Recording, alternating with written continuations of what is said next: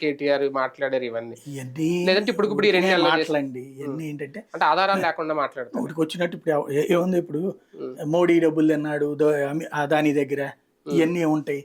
Heroine ఏ heroine వీళ్ళకి చెప్తే గనక చెప్పాలి. అదే ఆయన అదే అడిగాడులేండి ఆధారాలు బయటపెట్టి. అంతే. అంటే ఇవన్నీ ఏంటంటే ఓ రాయి ఇప్పుడు ఏమవుతుందంటే అక్కడ గవర్నమెంట్ ఫెయిల్ అయ్యింది. 100 రోజుల్లోపు ఇస్తానన్నటువంటి రుణమాఫీ చేయలేదు. తర్వాత ఇప్పుడు కేసీఆర్ ఫార్ములాని ఇప్పుడు కాంగ్రెస్ ఫాలో అవుతుంది అక్కడ. కేసీఆర్ ఫార్ములా ఏంటి? నెగిటివ్ వస్తున్న ప్రతిసారి ఒక వివాదాన్ని ఆయనే సృష్టిస్తాడు. ఉస్మానియా యూనివర్సిటీలో ఇల్లు కడతాం ఫ్రీగా, లేకపోతే ఇంకో యూనివర్సిటీలో కడతామంటాడు. దానికి వ్యతిరేక ఉద్యమాలు జరుగుతూ ఉంటాయి. అందరూ దాని మీద చర్చించుకుంటూ ఉంటారు. అసలు సమస్య పక్కెళ్ళిపోతుంది.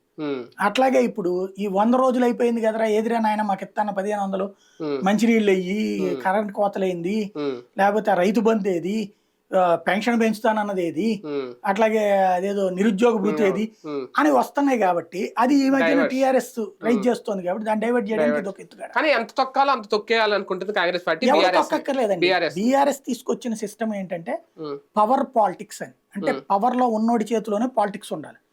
కాబట్టి ఇప్పుడు వీళ్ళు పవర్ లో లేరు కదా, కేంద్రంలోనూ రారు, రాష్ట్రంలోనూ రారు ఇంకో 5 ఏళ్ల దాకా.